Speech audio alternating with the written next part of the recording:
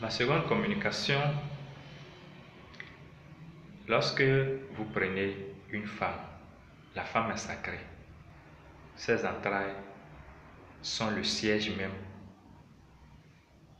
de la préparation de l'être humain. Donc Dieu dépose en la femme une puissance, une énergie, pas comme les autres. Donc une femme qui ne reconnaît pas sa valeur, qui ne reconnaît pas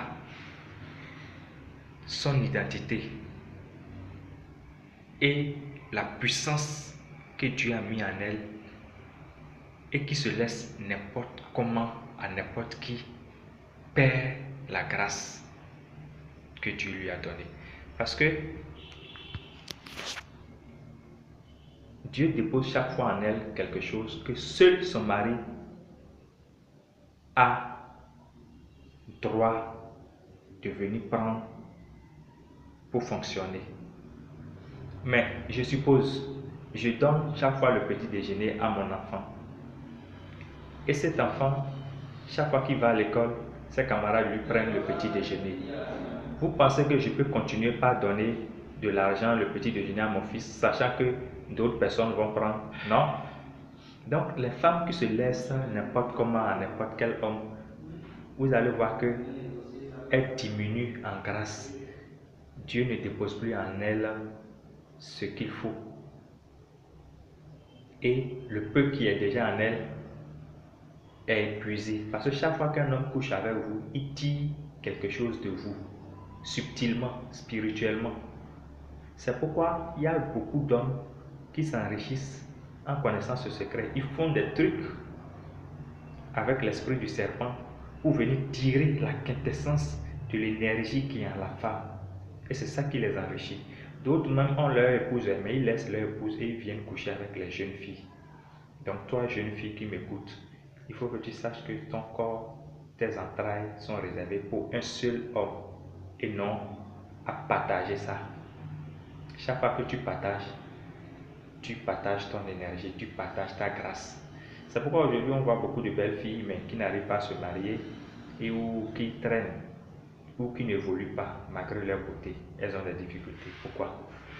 Parce que ce qui est réservé pour un seul individu, beaucoup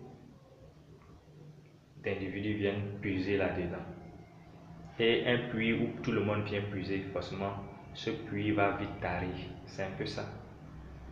Comprenez que vous êtes pour un seul homme. Et d'ailleurs même, quand tu te laisses découvrir par un homme, c'est normal, tu n'as plus de valeur devant cet individu. Quelle que soit ta beauté, quand tu te présentes devant un individu qui a déjà connu ta nudité, tu n'as plus de valeur. Et cet individu indirectement domine ton mari. Ton mari peut être le président. Si moi maintenant, je prends un exemple, si moi maintenant, la femme du président de la République avait déjà eu des mésaventures amoureuses avec moi, ou si je l'avais connue par le passé, lorsque je serai en face de ce couple, le président ne me dira plus rien. Le respect que je devais avoir pour le président, ce ne serait plus le même parce que j'ai déjà découvert ce qui lui donne, ce qui fait sa gloire, ce qui lui donne l'honneur, sa femme. Vous voyez?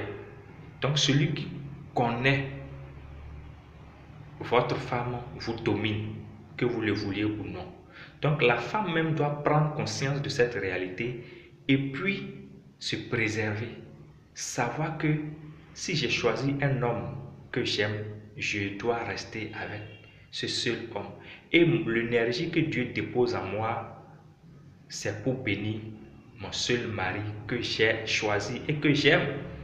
Et c'est ça qui va faire de lui un homme puissant. C'est ça qui va le grandir. C'est ça qui va l'amener de succès en succès.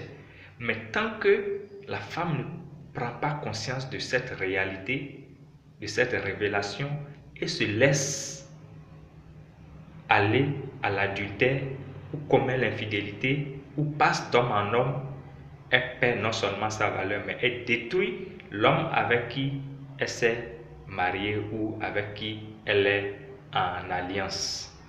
Donc, voilà un peu ce que nos jeunes sœurs aussi doivent savoir. Voilà. Merci beaucoup. Shalom, shalom. Et on se dit à la prochaine.